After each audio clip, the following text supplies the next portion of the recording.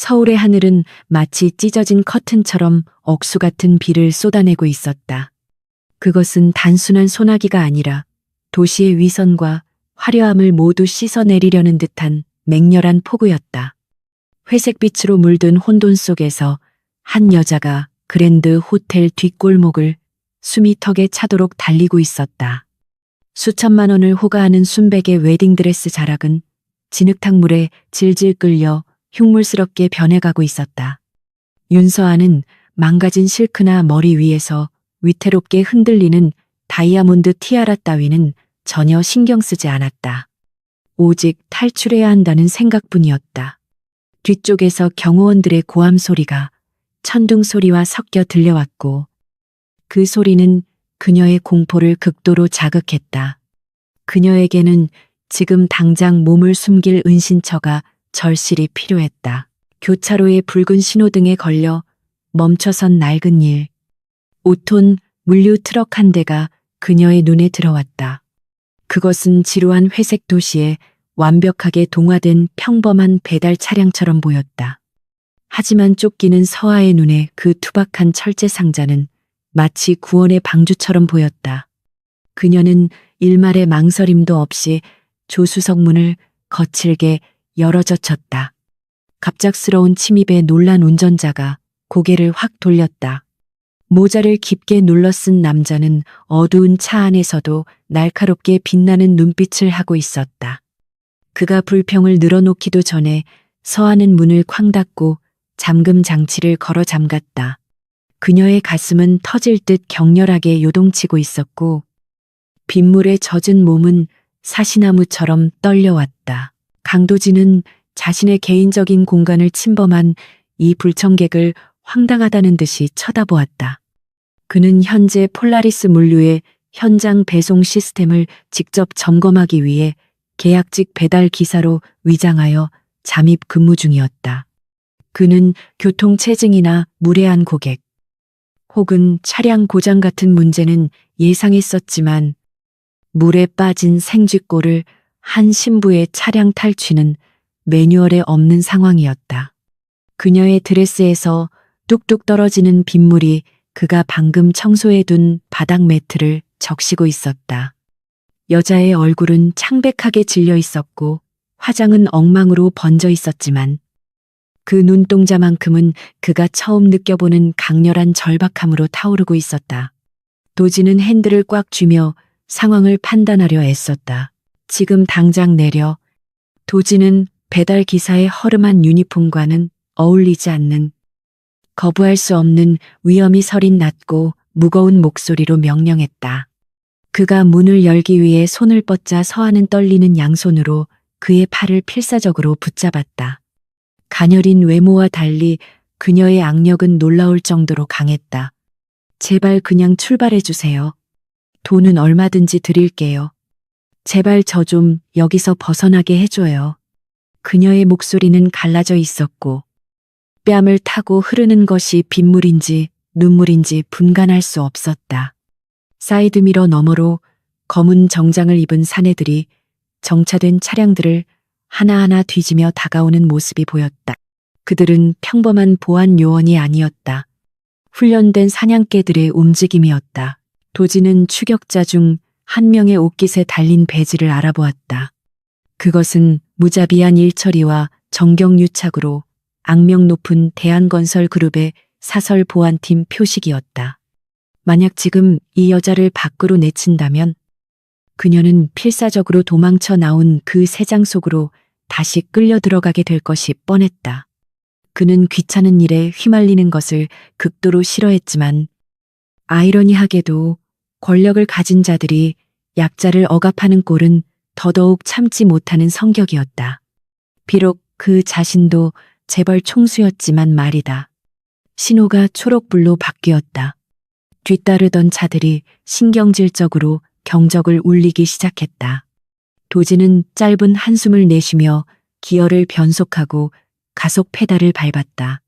트럭은 빗속에 남겨진 당황한 경호원들을 뒤로하고 거칠게 앞으로 튀어나갔다. 트럭이 올림픽대로에 진입하자 와이퍼는 시야를 확보하기 위해 부지런히 움직였다. 좁은 운전석 안에는 빗소리와 엔진의 거친 구동음만이 가득 찼고 무거운 침묵이 두 사람 사이를 감돌았다. 서한은 추위에 떨며 어깨를 감싸 안은 채 최대한 몸을 작게 웅크렸다. 그녀는 곁눈질로 운전대를 잡은 남자를 훔쳐보았다. 모자 아래로 드러난 턱선은 강인해 보였고 무심한 듯한 태도는 묘하게도 안도감을 주었다. 그는 그녀가 누구인지, 왜 도망치는지 묻지 않았다.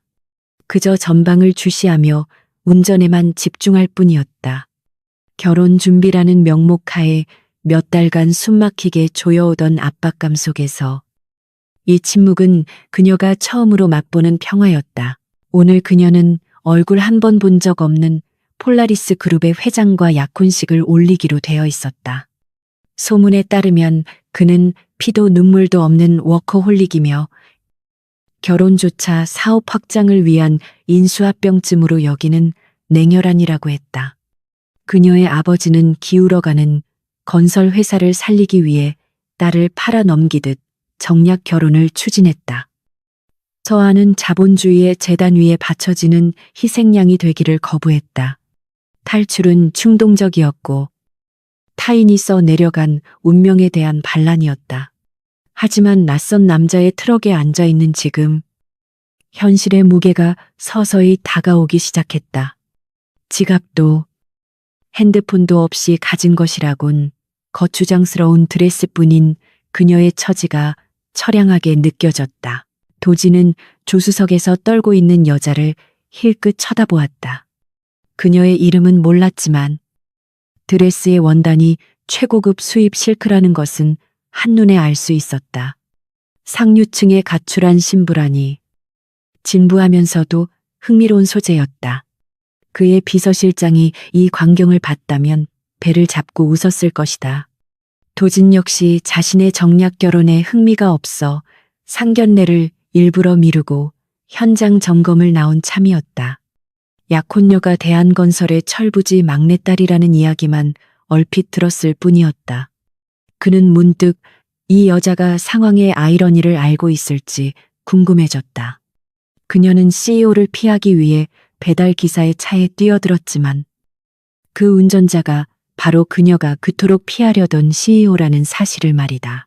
도지는 운전석 뒤쪽에서 거칠지만 깨끗한 마른 수건을 하나 꺼내어 그녀의 무릎 위로 무심하게 던졌다. 물기 좀 닦아.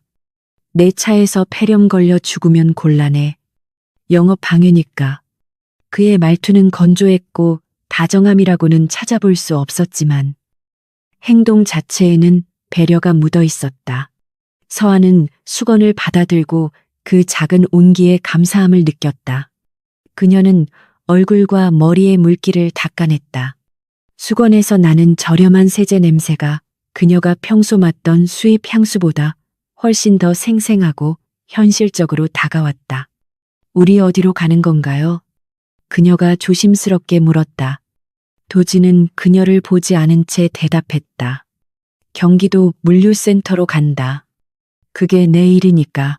트럭이 서울의 경계를 벗어나자 비는 점차 잦아들었고 그 자리를 짙은 안개가 대신 채우기 시작했다. 서한은 사이드미러 속에서 멀어지는 도시의 불빛들을 바라보며 안도감과 불안감이 뒤섞인 묘한 감정에 휩싸였다. 그녀는 아버지가 쉽게 포기하지 않을 것임을 알고 있었다.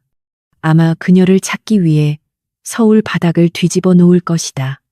스쳐 지나가는 순찰차의 불빛만 봐도 심장이 덜컥 내려앉는 것 같았다. 그녀는 다시 운전자를 바라보았다. 더 멀리 데려다 주실 수 있나요? 이 반지를 드릴게요. 그녀는 손가락에서 커다란 다이아몬드 약혼 반지를 빼내었다. 서울 외곽의 작은 아파트 한 채 값은 좋게 나갈 물건이었다. 도지는 반지를 힐끔 보더니 코웃음을 쳤다. 작물은 취급 안 해. 그 반짝이는 돌덩이는 집어치워. 난 내 배송 경로대로만 움직여. 당신 목적지가 내 경로 위에 있다면 내려줄 것이고 아니라면 거기서 각자 갈 길 가는 거야. 도진의 단호한 거절은 서아를 놀라게 했다. 그녀가 아는 대부분의 사람들은 그 반지를 보자마자 탐욕스러운 눈빛을 보였을 것이다. 하지만 이 배달 기사는 달랐다.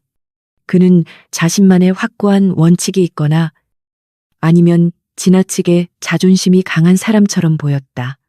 어느 쪽이든 뇌물을 거절하는 그의 태도가 오히려 돈으로 매수할 수 있는 호의보다 더 안전하게 느껴졌다. 서아는 반지를 다시 주머니 깊숙이 넣었다. 고마워요. 그녀가 작게 속삭였다. 그는 대답하지 않았지만 차 안의 긴장감은 조금씩 풀어지고 있었다. 트럭이 포트홀을 지나며 덜컹거리자 서아는 자신이 안락한 온실에서 얼마나 멀리 떨어져 나왔는지 실감했다. 서스펜션은 딱딱했고 엔진 소음은 시끄러웠으며 희미하게 나는 휘발유 냄새가 코끝을 맴돌았다. 그러나 생애 처음으로 그녀는 기묘한 주체성을 느꼈다. 아버지에게 일거수일투족을 보고하는 운전기사가 모는 리무진 뒷좌석이 아니었다. 그녀는 자신의 성씨나 배경 따위에는 관심 없는 낯선 타인의 차에 타고 있었다. 창밖으로 끝없이 펼쳐진 어두운 고속도로는 알 수 없는 미래처럼 보였다. 그것은 두렵기도 했지만 동시에 가슴 벅찬 해방감을 주기도 했다. 그녀는 차창에 머리를 기대고 깊은 숨을 내쉬었다. 도지는 차창에 비친 그녀의 모습을 조용히 관찰했다. 그가 아는 부잣집 여자들이었다면 벌써 냄새가 난다거나 승차감이 나쁘다며 불평을 늘어놓았을 것이다. 하지만 이 여자는 묵묵히 그 불편함을 견디고 있었다. 그는 그녀의 손이 추위 때문만이 아니라 긴장이 풀리면서 오는 후유증으로 떨리고 있음을 눈치챘다. 그는 말없이 히터의 온도를 높였다. 따뜻한 바람이 좁은 공간을 채우기 시작했다. 사소한 행동이었지만 그는 그녀의 굳어있던 어깨가 서서히 이완되는 것을 보았다. 도대체 어떤 지옥에서 도망쳐 왔기에 이 낡고 시끄러운 배달 트럭을 피난처로 여기는 것일까? 그는 그녀에 대한 호기심이 잃는 것을 애써 눌렀다. 꼬르륵.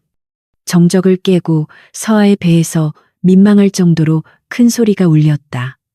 그녀의 얼굴은 순식간에 잘 익은 홍시처럼 붉게 달아올랐다. 코르셋을 조여맨 탓에 하루 종일 물 한 모금 제대로 마시지 못한 상태였다. 도진의 입가에 옅은 미소가 스치듯 지나갔다. 도망친 공주님도 배고픔은 느끼는 모양이지. 그는 방향지 시등을 켜고 멀리 보이는 휴게소 쪽으로 트럭을 틀었다. 잠깐 쉰다. 난 커피가 필요하고 당신은 쓰러지기 전에 뭐라도 좀 집어넣어야 할 것 같으니까. 서아는 사람들의 눈에 띌까봐 겁이 나서 거절하려 했지만 본능적인 허기는 이성을 앞섰다. 트럭의 속도가 줄어들면서 그녀는 이 밤이 아주 길고도 험난할 것임을 직감했다. 휴게소 주차장은 늦은 밤이라 한산했다. 거대한 화물 트럭들만이 짐승처럼 웅크리고 잠들어 있었다. 도지는 모자를 더 깊게 눌러쓰고 차에서 내렸다. 나오지 말고 여기 있어. 괜히 눈에 띄어서 좋을 거 없으니까. 그는 문을 닫고 편의점 쪽으로 성큼성큼 걸어갔다. 서아는 차 안에 홀로 남겨졌다. 창밖으로 보이는 그의 뒷모습은 낯설지만 든든했다. 잠시 후 그가 검은 비닐봉지를 들고 돌아왔다. 차 문이 열리고 찬 공기와 함께 김이 모락모락 나는 컵라면과 김밥 냄새가 훅 끼쳐왔다. 이거라도 먹어. 레스토랑 스테이크보다는 못하겠지만 굶어 죽는 것보다는 나을 테니까. 그가 건넨 것은 서아의 인생에서 가장 초라한 그러나 가장 따뜻한 저녁 식사였다. 차창 밖을 때리는 빗소리가 점점 더 거칠어지는 가운데 좁은 트럭 안에는 후루룩거리는 컵라면 먹는 소리만이 가득 찼다. 윤서아는 평생 처음 맛보는 인스턴트 음식의 강렬한 나트륨 맛에 완전히 매료되어 있었다. 뜨거운 국물이 목구멍을 타고 넘어가자 얼어붙어 있던 내장이 비로소 녹아내리는 듯한 기분이 들었다. 그녀는 젓가락질이 서툴렀지만 체면을 차릴 겨를이 없었다. 웨딩드레스의 풍성한 레이스가 거추장스러워 몇 번이나 국물이 튀었지만 그녀는 아랑곳하지 않고 면발을 입안으로 밀어 넣었다. 최고급 호텔 코스 요리에서도 느껴보지 못한 원초적인 포만감이 밀려왔다. 도지는 핸들에 팔을 걸친 채 그 기이하고도 흥미로운 먹방을 묵묵히 지켜보고 있었다. 재벌가 아가씨가 트럭 조수석에 쪼그리고 앉아 컵라면 국물까지 들이켜는 광경은 그 어떤 드라마보다 비현실적이었다. 도지는 그녀가 식사를 마칠 때까지 아무런 말도 하지 않고 기다려 주었다. 그에게는 이 상황이 그저 귀찮은 배달 사고의 연장선일 뿐이었지만 눈앞의 여자가 보여주는 생존 본능은 의외로 나쁘지 않게 느껴졌다. 그녀는 젓가락을 내려놓으며 만족스러운 한숨을 내쉬었다. 그제야 자신의 꼴이 눈에 들어왔는지 서한은 황급히 입가를 닦으며 민망한 표정을 지었다. 잘 먹었습니다. 정말로요. 그녀의 인사는 진심이었다. 도지는 빈 용기를 받아 비닐봉지에 정리해 넣으며 무심하게 대꾸했다. 밥값은 나중에 청구할 테니 걱정 마. 그는 다시 시동을 걸었다. 엔진이 으르렁거리는 소리와 함께 트럭은 어둠 속으로 다시 미끄러져 들어갔다. 빗줄기는 아까보다 훨씬 굵어져 있었고 와이퍼가 가장 빠르게 움직여도 시야를 확보하기가 쉽지 않았다. 고속도로를 달리는 동안 라디오에서는 태풍주의보와 함께 곳곳에 산사태 경고 방송이 흘러나왔다. 도진의 미간이 좁혀졌다. 이 날씨의 무리에서 산길을 넘다가는 화물은커녕 목숨도 부지하기 힘들 것 같았다. 그는 룸미러로 뒤를 확인했다. 추격자들은 따돌린 것 같았지만 자연재해는 또 다른 문제였다. 그는 결단을 내려야만 했다. 오늘은 여기서 멈춰야겠어. 더 이상 가는 건 자살행위야. 도진의 말에 서하는 불안한 눈빛으로 창밖을 내다보았다. 칠흑 같은 어둠 속에 드문드문 보이는 가로등 불빛만이 위태롭게 흔들리고 있었다. 그녀는 다시 잡힐지도 모른다는 공포심이 들었지만 폭풍우 속을 뚫고 가는 것이 불가능하다는 것 또한 알고 있었다. 트럭은 국도변의 낡은 간판이 번쩍이는 허름한 모텔 주차장으로 들어섰다. 모텔의 네온 사이는 몇 개의 글자가 나가서 기괴하게 깜빡거리고 있었다. 서하는 차에서 내리며 건물의 외관을 보고 주춤거렸다. 그녀가 살아오면서 단 한 번도 경험해보지 못한, 그리고 앞으로도 경험할 일이 없으리라 생각했던 종류의 장소였다. 입구에서는 곰팡이 냄새와 싸구려 방향제 냄새가 묘하게 섞인 냄새가 났다. 카운터를 지키고 있던 주인은 비에 젖은 웨딩드레스를 입은 여자와 작업복 차림의 남자를 번갈아 보며 야릇한 미소를 지었다. 세상 말세라니까. 주인이 중얼거리는 소리가 들렸지만 도지는 무시하고 현금을 꺼내 지불했다. 방 하나, 가장 조용한 곳으로. 그의 목소리에는 불필요한 질문을 사전에 차단하는 위압감이 서려 있었다. 서하는 고개를 푹 숙인 채 도진의 등 뒤로 몸을 숨겼다. 방문을 열자 눅눅한 공기가 두 사람을 맞이했다. 꽃무늬 벽지는 곳곳이 들떠 있었고 침대 시트는 세탁한 지 오래된 듯 칙칙한 색을 띠고 있었다. 서하는 방 한가운데 서서 어쩔 줄 몰라 했다. 그녀의 화려한 드레스는 이 누추한 방 안에서 너무나 이질적인 존재감을 뿜어내고 있었다. 도지는 방 안을 대충 둘러본 뒤 구석에 있던 작은 냉장고에서 생수 2병을 꺼냈다. 럭셔리 스위트룸은 아니지만 비는 피할 수 있어. 불평은 사양한다. 그는 가방을 열어 자신이 여벌로 챙겨 다니는 트레이닝복 세트를 꺼내 서하에게 던져주었다. 그거 입어. 젖은 옷 계속 입고 있으면 감기 걸려. 내 차엔 환자 태울 자리 없으니까. 그의 말투는 여전히 퉁명스러웠지만 그 행동은 세심했다. 서하는 욕실로 들어가 젖은 드레스를 벗어내렸다. 거울 속에 비친 자신의 모습은 엉망진창이었다. 머리는 산발이었고 화장은 눈 밑까지 번져 팬더 같았다. 하지만 이상하게도 그녀는 거울 속의 자신이 낯설지 않았다. 오히려 겹겹이 쌓여있던 가식의 껍질을 벗어던진 진짜 자신의 얼굴을 마주한 기분이었다. 그녀는 도진이 준 옷으로 갈아입었다. 남자 사이즈라 소매와 바지 기장이 터무니없이 길었지만 헐렁한 옷이 주는 편안함은 상상 이상이었다. 그녀는 소매를 몇 번이나 접어 올린 뒤 조심스럽게 욕실 밖으로 나왔다. 도진은 창가에 서서 밖을 내다보고 있었다. 그의 넓은 등은 든든해 보였지만 동시에 왠지 모를 쓸쓸함이 묻어나는 듯했다. 도진은 인기척을 느끼고 뒤를 돌아보았다. 자신의 옷을 입고 나온 서아의 모습은 마치 아빠 옷을 훔쳐 입은 어린아이 같았다. 방금 전까지 날카롭게 곤두서 있던 경계심이 조금은 누그러져 보였다.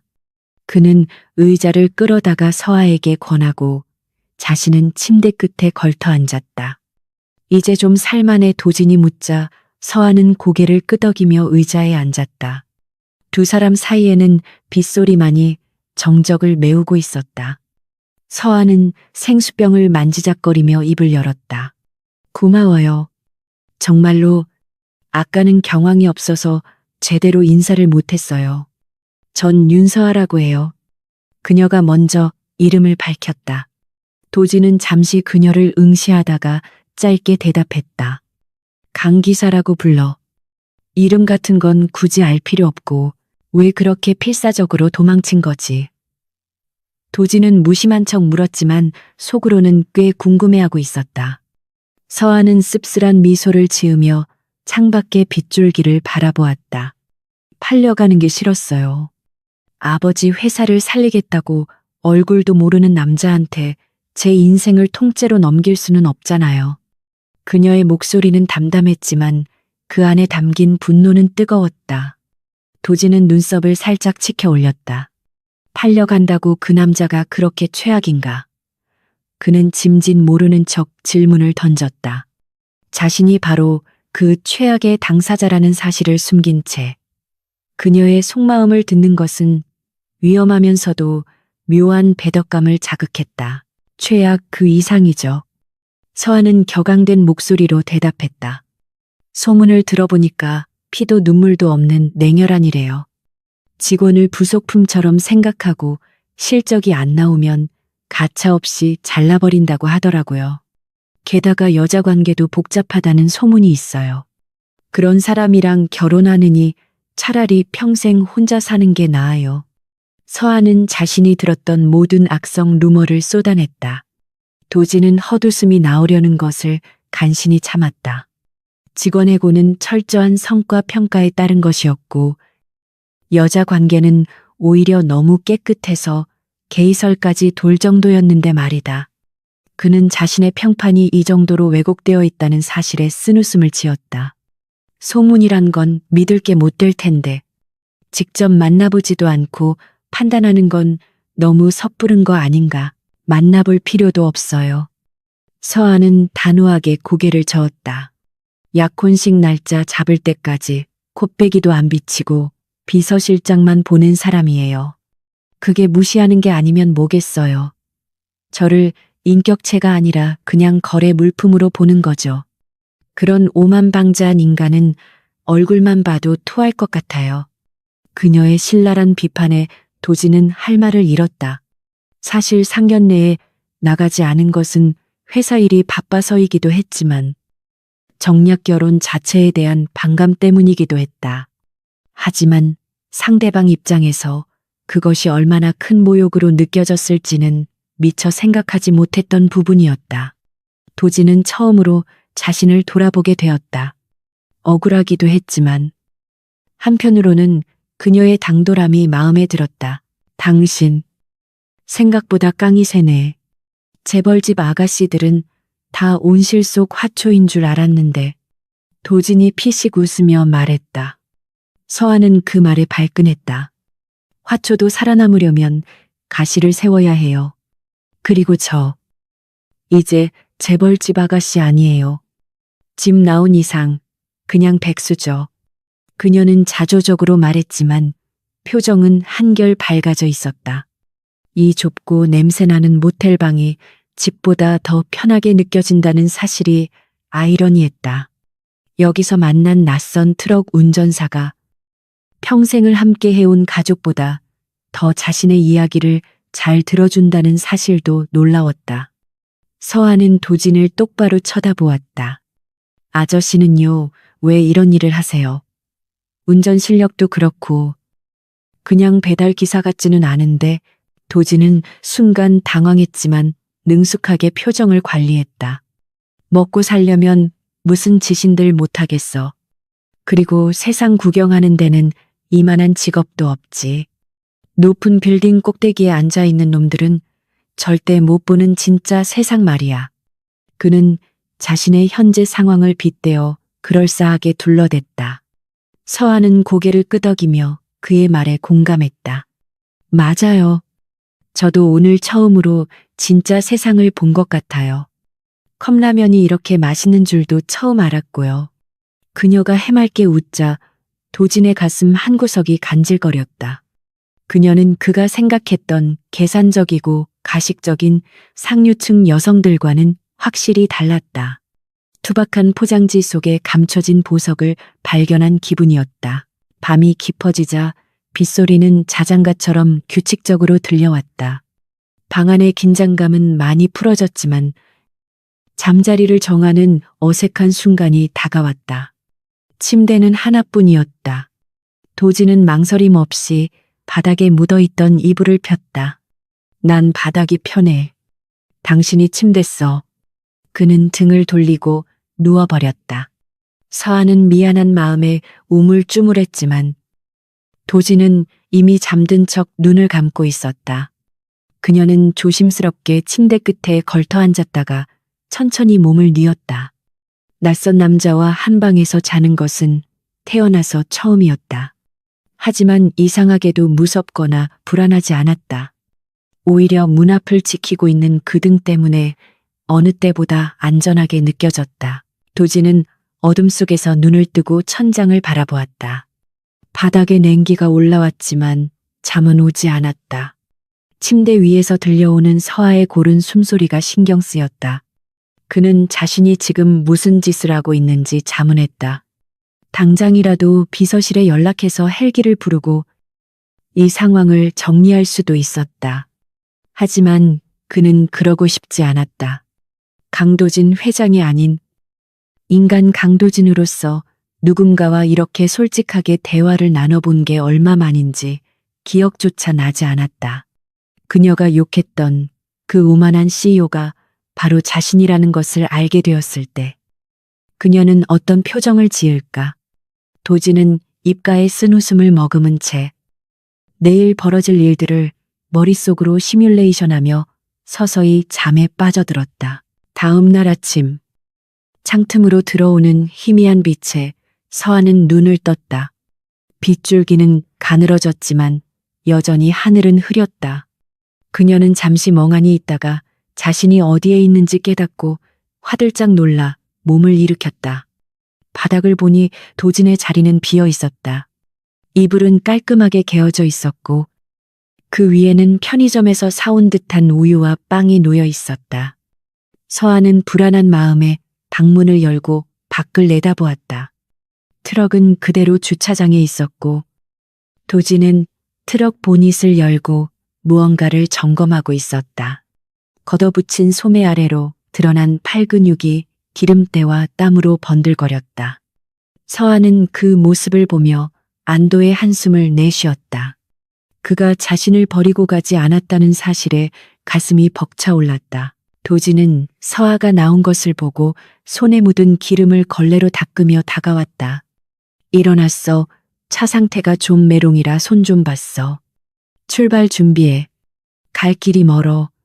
그의 목소리는 여전히 무뚝뚝했지만 아침을 챙겨준 세심함과는 대조적이었다.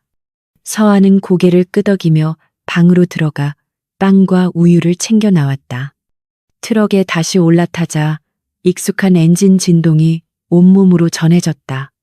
어제와는 달리 이제 이 낡은 트럭이 마치 자신의 차처럼 편안하게 느껴졌다. 서하는 빵을 한 입 베어 물며 도진을 보았다. 강 기사님, 우리 오늘 목적지는 어디예요? 그녀가 묻자 도진은 핸들을 돌리며 짧게 답했다. 세상의 끝. 농담이고 일단 강원도 쪽 물류 창고로 갈 거야. 거기 가면 당신이 쉴 만한 곳이 있을지도 몰라. 트럭은 다시 도로 위를 달리기 시작했다. 서하는 창밖의 풍경을 바라보았다. 비 온 뒤의 산과들은 더욱 선명한 초록빛을 띠고 있었다. 그녀는 문득 자신이 두고 온 화려한 삶이 흑백 영화처럼 느껴졌다. 지금 눈앞에 펼쳐진 이 거칠고 생생한 풍경이 진짜 자신의 인생 같았다. 그리고 그 옆에는 정체를 알 수 없는 하지만 묘하게 끌리는 남자가 있었다. 그녀는 힐끔 도진을 쳐다보며 생각했다. 이 남자에 대해 더 알고 싶다고. 그가 단순히 운전만 하는 사람이 아니라는 확신이 들었다. 그의 눈빛에는 숨길 수 없는 지성과 권위가 스쳐 지나가곤 했으니까. 하지만 지금은 그저 이 여정을 즐기기로 했다. 정해진 운명에서 벗어난 일탈은 이제 막 시작되었을 뿐이었다. 강원도의 험준한 산맥을 굽이굽이 넘어가는 국도는 한낮의 열기를 머금고 아스팔트 위로 지독한 아지랑이를 피어 올리고 있었다. 낡은 트럭은 가파른 경사를 오르며 헐떡거리는 짐승처럼 거친 숨소리를 토해냈다. 도진은 계기판의 수온 게이지가 위험 수위로 치솟는 것을 보고 미간을 찌푸렸다. 예전부터 라디에이터 상태가 좋지 않다는 보고는 받았지만 이 타이밍에 말썽을 일으킬 줄은 몰랐다. 펑 하는 둔탁한 소음과 함께 보닛 틈새로 희뿌연 수증기가 뿜어져 나왔다. 시야가 순식간에 하얗게 가려졌고 매캐한 냄새가 차 안으로 스며들었다. 도진은 침착하게 비상등을 켜고 차를 갓길로 세웠다. 서하는 놀란 토끼 눈을 하고 그를 바라보았다. 엔진이 과열됐어. 잠시 내려야 할 것 같다. 도진의 담담한 목소리에도 상황의 심각성은 감춰지지 않았다. 두 사람은 차에서 내려 뜨거운 열기가 뿜어져 나오는 보닛을 열어보았다. 냉각수 호스가 터져 있었고 엔진룸 내부는 엉망이었다. 이 산골짜기에서 견인차를 부른다면 도착하는 데만 반나절은 걸릴 것이 뻔했다. 게다가 서하의 존재가 노출될 위험도 있었다. 도진은 주위를 둘러보았다. 운 좋게도 언덕 아래쪽으로 낡은 슬레이트 지붕을 얹은 창고 건물이 보였다. 입구에는 페인트가 벗겨진 간판이 위태롭게 매달려 있었는데 자세히 보니 그것은 폴라리스 물류의 하청업체 로고였다. 도진의 눈매가 날카로워졌다. 보고서에는 폐쇄되었다고 올라온 지점이 버젓이 운영되고 있다는 사실은 단순한 행정착오가 아님을 의미했다. 그는 서하에게 손짓하며 앞장섰다. 저기 가면 부품이랑 물을 구할 수 있을 거야. 따라와. 창고로 내려가는 길은 잡초가 무성해서 걷기가 쉽지 않았다. 서하는 헐렁한 트레이닝복 바지 자락을 잡고 도진의 뒤를 열심히 쫓았다. 그녀는 불평 한마디 없이 묵묵히 험한 길을 헤쳐나갔다. 흙먼지가 날리고 땀이 흘러내렸지만 그녀는 오히려 살아있음을 느꼈다. 창고 앞에 도착하자 안에서 시끌벅적한 소음이 들려왔다. 문을 열고 들어서자 담배 연기가 자욱했고 술 냄새와 땀 냄새가 진동했다. 근무 시간임에도 불구하고 인부들과 관리자로 보이는 사내들은 박스 더미를 테이블 삼아 도박판을 벌이고 있었다. 그들이 쌓아둔 물건들은 본사로 입고되어야 할 고가의 전자제품들이었다. 도진의 주먹이 저절로 꽉 쥐어졌다. 회사의 피를 빨아먹는 기생충들을 직접 목격한 순간이었다. 갑작스러운 외부인의 침입에 도박에 열중하던 사내들의 시선이 일제히 쏠렸다. 개조한 트럭 기사 유니폼을 입은 도진과 꾀죄죄한 행색의 서하를 훑어보는 그들의 눈빛에는 경계심보다는 비웃음이 서려 있었다. 관리자로 보이는 뚱뚱한 사내가 이쑤시개를 입에 문 채 거들먹거리며 다가왔다. 뭐야 이 거짓골을 한 놈들은. 여기 관계자외 출입 금지인 거 몰라도지는 끓어오르는 분노를 억누르며 최대한 정중하게 말했다. 지나가던 트럭이 고장나서 그렇습니다. 냉각수 호스랑 물 좀 얻을 수 있겠습니까? 값은 치르겠습니다. 그는 지갑에서 현금을 꺼내 보였다. 사내는 돈을 보더니 탐욕스럽게 웃으며 서아 쪽을 힐끔거렸다. 호스 값치고는 돈이 좀 모자란 것 같은데 저 예쁜 아가씨가 술이라도 한 잔 따라주면 모를까. 사내들의 저질스러운 웃음소리가 창고 안을 울렸다. 도진의 눈빛이 순식간에 살기를 띠며 차갑게 변했다. 하지만 그가 나서기 전에 서아가 앞으로 성큼 걸어 나갔다. 그녀는 두려움 대신 경멸이 가득 찬 눈으로 사내를 노려보았다. 여기 쌓여 있는 물건들. 장부 번호랑 패킹 상태가 안 맞네요. 이거 본사 감사팀에 신고하면 횡령으로 잡혀가는 거 아시죠? 서아는 건설 회사에서 자재 관리를 어깨너머로 배웠던 경험을 살려 핵심을 찔렀다. 그녀의 지적은 정확했다. 사내의 얼굴에서 웃음기가 싹 사라졌다. 이 인연이 지금 뭐라고 짓거리는 거야. 사내가 손을 들어 서아의 뺨을 치려 했다.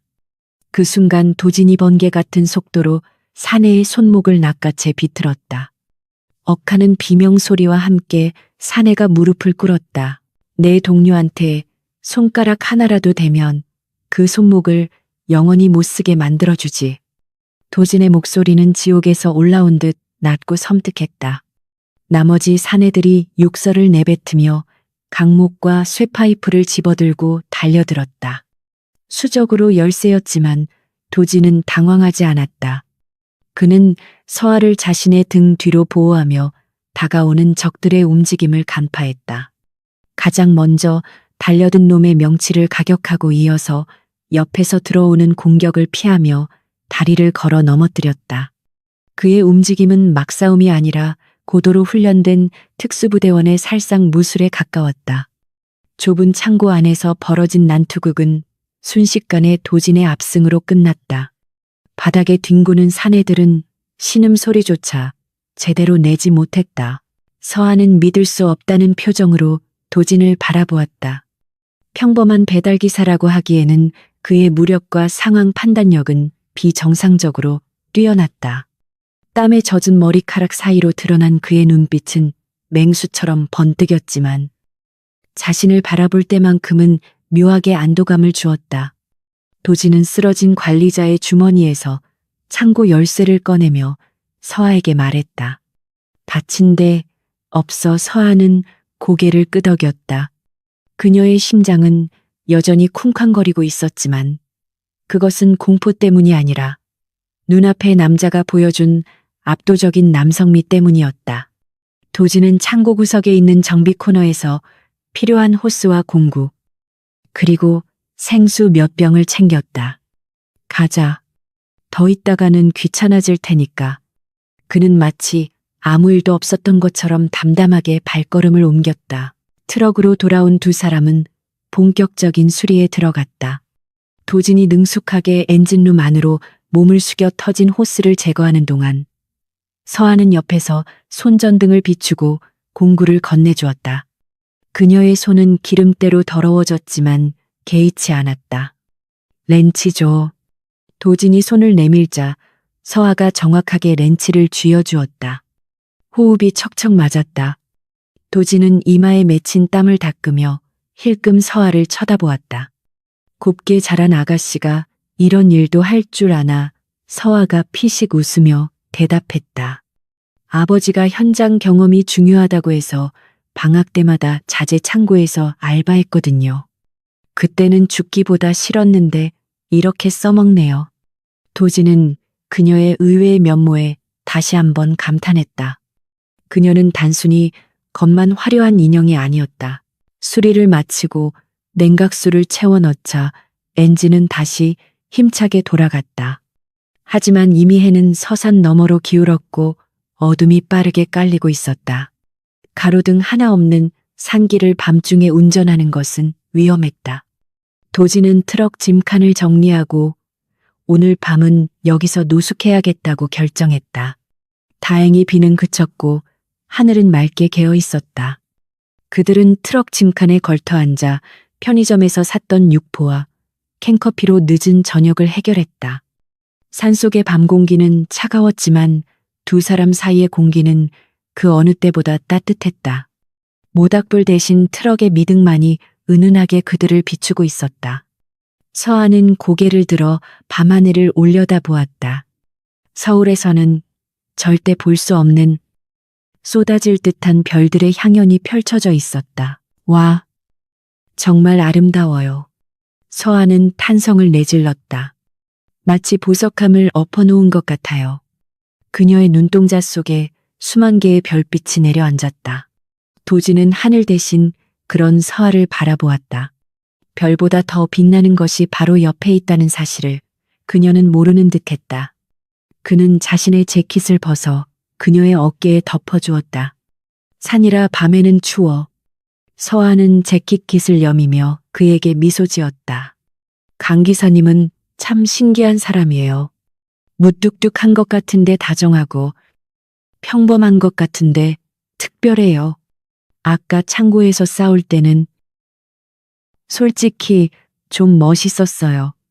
그녀의 솔직한 고백에 도지는 헛기침을 하며 시선을 돌렸다. 먹고 살다 보면 별의별 일을 다 겪으니까. 생존 본능이지. 서하는 무릎을 끌어안으며 조용히 말을 이었다. 사실 그 얼굴도 모르는 약혼자 때문에 많이 힘들었어요. 그 사람은 모든 걸 다 가진 사람이라 제 마음 같은 건 안중에도 없을 거라고 생각했거든요. 그런데 지금 생각해보니 제가 그 사람에 대해 너무 편견을 가졌던 건 아닌가 싶기도 해요. 하지만 서하는 잠시 말을 멈추고 도진을 응시했다. 지금은 그 사람이 누구든 상관없어졌어요.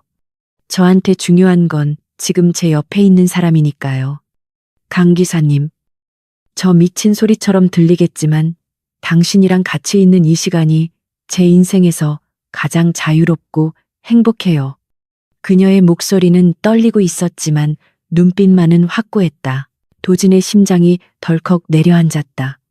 그녀의 순수한 고백은 그가 쌓아올린 거짓말의 벽을 세차게 두드렸다. 그는 자신이 강도진 회장이라는 사실을 밝혀야 한다는 충동과 이대로 강기사로 남고 싶다는 욕망 사이에서 갈등했다. 지금 사실을 말한다면 그녀는 배신감을 느낄 것이고 이 마법 같은 순간은 산산조각 날 것이다. 하지만 계속 속이는 것은 그녀를 기만하는 비겁한 행동이었다. 그는 주먹을 꽉 쥐었다. 서하 씨, 사실 나에 대해 당신이 모르는 게 많아.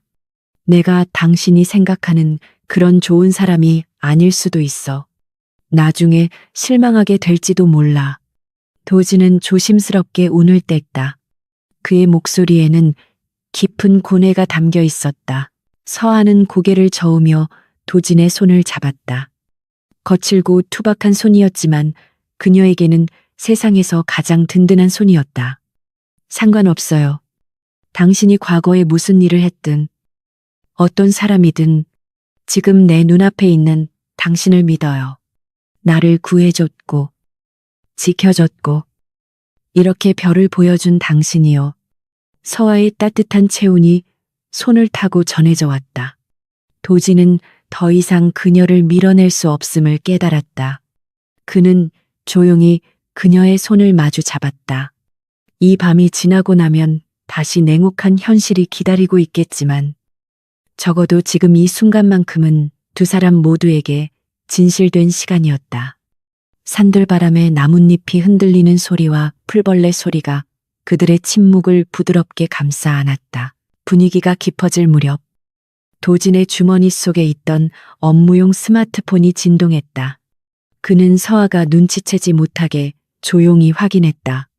비서실장에게서 온 긴급 메시지였다. 회장님, 대한건설 측에서 위치 추적을 시작했습니다. 반경 10km 내로 좁혀진 것 같습니다.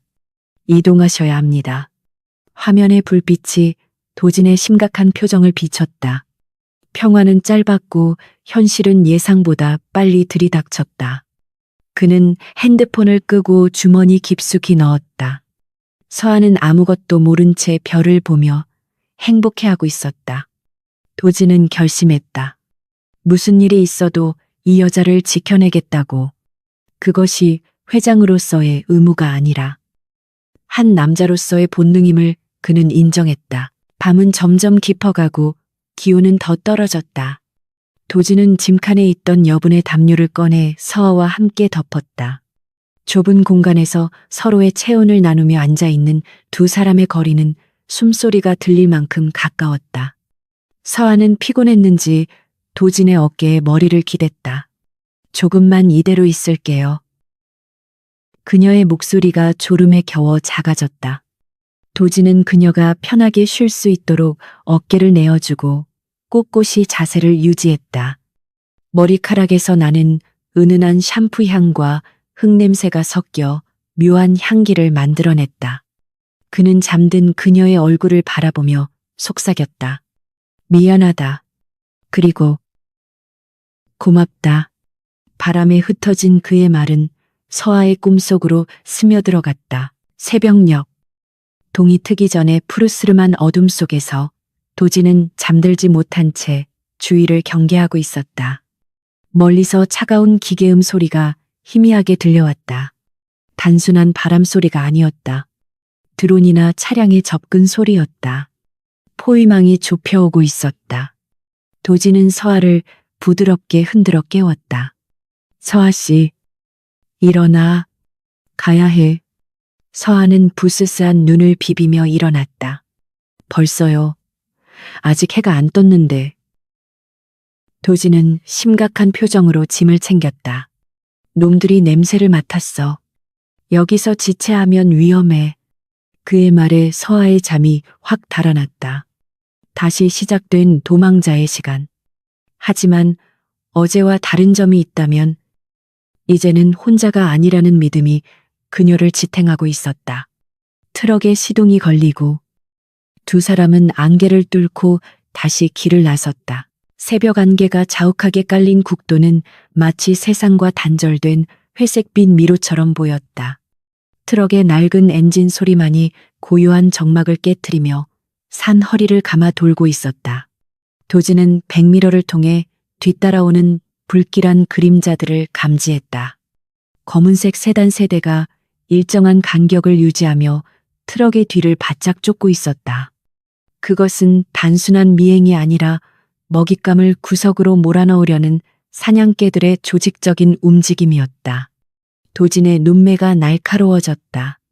그는 핸들을 쥔 손에 힘을 주며 기어를 저단으로 변속했다. 옆자리에 앉은 서아는 본능적으로 분위기가 달라졌음을 감지하고 창밖을 내다보았다. 검은 차들의 위협적인 접근을 확인한 그녀의 얼굴이 순식간에 창백하게 질렸다. 아버지의 사람들이에요. 기어이 찾아냈군요. 그녀의 목소리는 공포로 떨리고 있었다. 도진은 서아를 안심시키기 위해 짧게 고개를 끄덕였다. 꽉 잡아. 좀 거칠어질 거야. 그의 말이 끝나기가 무섭게 트럭은 급커브 구간에서 굉음을 내며 미끄러지듯 방향을 틀었다. 타이어가 아스팔트를 긁으며 내는 날카로운 마찰음이 계곡 사이에 메아리 쳤다. 뒤따르던 세단 한 대가 트럭의 급격한 움직임에 당황하여 가드레일을 들이받을 뻔하며 뒤처졌다. 하지만 나머지 두 대는 끈질기게 거리를 좁혀왔다. 그들은 무전으로 서로 교신하며 트럭의 진로를 차단하려 시도했다. 도진은 엑셀을 끝까지 밟았다. 육중한 트럭이 마치 스포츠카처럼 민첩하게 움직이며 도로 위를 질주했다. 서아는 손잡이를 두 손으로 꼭 잡은 채 눈을 질끈 감았다. 이 낡은 트럭이 이렇게 빨리 달릴 수 있다는 사실이 믿기지 않았다. 추격전은 점점 더 과격해졌다. 세단 한 대가 트럭의 옆으로 바짝 붙어 차체를 들이받으려 했다. 쾅하는 소리와 함께 트럭이 휘청거렸지만 도진은 침착하게 핸들을 조작하여 균형을 잡았다. 그는 오히려 트럭의 무게를 이용해 밀고 들어오는 세단을 역으로 압박하여 도로 밖으로 밀어냈다. 상대방은 트럭의 무지막지한 힘을 당해내지 못하고 속도를 줄여야만 했다. 도진의 운전 실력은 평범한 배달기사의 수준을 훨씬 넘어서 있었다. 그는 도로의 지형 지물을 완벽하게 파악하고 있었고 상대방의 움직임을 미리 예측하여 차단했다. 마치 체스판 위에서 말을 움직이듯 그는 도로 위에서의 전투를 지휘하고 있었다. 서하는 공포 속에서도 도진의 옆모습에서 뿜어져 나오는 압도적인 카리스마의 시선을 떼지 못했다. 젠장. 놈들이 포위망 전술을 쓰고 있어. 전방 2km 지점에 바리케이드가 설치됐을 확률이 높아. 도진이 나지막하게 중얼거렸다. 그것은 혼잣말이라기보다는 상황 분석 보고에 가까웠다. 서하는 순간 귀를 의심했다. 포위망 전술이라니. 배달기사가 쓸 법한 단어가 아니었다. 게다가 그의 어조는 너무나도 냉철하고 전문적이었다. 하지만 그녀가 의문을 제기할 틈도 없이 상황은 급박하게 돌아갔다. 도진의 예상대로 전방의 터널 입구에는 이미 2대의 차량이 길을 막고 서 있었다. 뒤에서는 추격해오던 차량들이 퇴로를 차단하고 있었다. 앞뒤가 완벽하게 막힌 도간에 든 쥐 신세였다. 도진은 급브레이크를 밟아 트럭을 멈춰 세웠다. 타이어 타는 냄새가 진동했다. 트럭이 멈추자마자 검은 양복을 입은 사내들이 차에서 쏟아져 나왔다. 그들의 손에는 3단봉과 전기 충격기가 들려 있었다. 서하는 사시나무 떨듯 떨며 도진의 팔을 붙잡았다. 기사님, 문 열지 마세요. 저 사람들 정말 무서운 사람들이에요. 저 잡히면 다시는 못 나와요. 그녀의 눈에는 절박한 눈물이 고여 있었다. 도진은 백미러로 사내들의 숫자를 가늠해 보았다. 대략 10명. 그 혼자라면 충분히 돌파할 수 있는 숫자였지만 서하를 보호하면서 싸우는 것은 불가능에 가까웠다. 만약 난투극이 벌어진다면 서하가 다칠 가능성이 100%였다. 그는 냉정한 계산을 끝냈다. 지금 여기서 무모하게 저항하는 것은 하책이었다. 그녀를 안전하게 지키기 위해서는 다른 방법이 필요했다. 뼈를 깎는 아픔을 감수해야만 하는 결정이었다. 도진은 깊은 한숨을 내쉬며 서하의 손을 부드럽게 떼어냈다. 서하 씨, 잘 들어. 여기서 더 반항하면 당신이 다쳐. 일단 저들을 따라가. 내가 나중에 반드시 데리러 갈게. 그의 말은 달콤한 위로가 아니라 차가운 통보처럼 들렸다. 서하는 믿을 수 없다는 표정으로 그를 쳐다보았다. 그게 무슨 말이에요? 저보고 저 지옥으로 다시 들어가라고요. 우린 도망치기로 했잖아요. 약속했잖아요. 그녀의 목소리가 비명처럼 터져나왔다. 밖에서는 사내들이 트럭 유리를 깨부술 기세로 두드리고 있었다. 도진은 마음을 굳게 먹고 연기를 시작했다. 현실을 직시해. 난 고작 트럭 운전수야. 재벌가 경호원들을 상대로 이길 수 있을 리가 없잖아. 그리고 솔직히 말해서 이제 이 소꿉장난도 지겨워졌어. 서하의 눈동자가 흔들렸다. 방금 뭐라고 했어요? 소꿉장난이요. 도진은 그녀의 시선을 피하지 않고 차갑게 응시했다. 그래. 처음엔 재벌집 아가씨가 도망쳤다니까. 호기심에 태워준 것뿐이야. 사례금이라도 두둑하게 받을 줄 알았는데 빈털터리에 말썽만 피우고 내 트럭까지 망가졌어. 이거 수리비는 누가 물어줄 건데 당신 아버지가 보상해 주겠지. 그러니까 얌전히 돌아가. 그게 서로에게 좋은 거야. 도진은 비수 같은 말들을 쏟아냈다. 말 한마디 한마디가 자신의 가슴을 후벼 파는 것 같았지만 그는 멈추지 않았다. 그녀가 자신을 증오하게 만들어야 했다. 그래야 그녀가 순순히 끌려가서 다치지 않을 테니까. 그리고 그래야만 그가 자유롭게 움직여 반격을 준비할 수 있었다. 서아는 마치 뺨을 맞은 듯한 충격을 받았다. 배신감과 슬픔이 뒤섞인 눈물이 뺨을 타고 흘러내렸다. 당신, 정말 그런 사람이었어요. 어젯밤에 별을 보며 했던 말들은 다 거짓말이었나요? 내가 믿었던 강 기사님은 이런 사람이 아니었는데. 그녀의 목소리는 힘없이 잦아들었다. 도지는 짐짓 비웃음을 흘리며 대꾸했다. 남자는 다 똑같아. 순진한 아가씨가 세상 물정을 너무 모르는군. 어서 내려. 내 차 더러워지니까. 그는 조수석 잠금 장치를 풀었다. 찰칵하는 소리가 마치 두 사람의 인연이 끊어지는 소리처럼 들렸다. 서아는 입술을 깨물며 그를 노려보았다. 증오와 원망이 가득 찬 눈빛이었지만 그 밑바닥에는 여전히 버리지 못한 미련이 남아 있었다. 밖에서 기다리던 경호원들이 문을 열고 서아를 거칠게 끌어내렸다. 그녀는 반항하지 않았다. 이미 그녀의 영혼은 트럭 안에 남겨진 채 껍데기만 끌려나가는 듯했다. 경호팀장은 트럭 운전석을 향해 다가왔다. 그는 도진을 벌레 보듯 쳐다보며 지갑에서 수표 몇 장을 꺼내 얼굴에 던졌다. 입 조심해라. 쥐도 새도 모르게 묻히기 싫으면. 도진은 바닥에 떨어진 수표를 묵묵히 바라보았다. 그의 주먹은 허벅지 위에서 핏기가 사라질 정도로 꽉 쥐어져 있었다. 서아는 검은 세단에 태워지기 직전 마지막으로 뒤를 돌아보았다.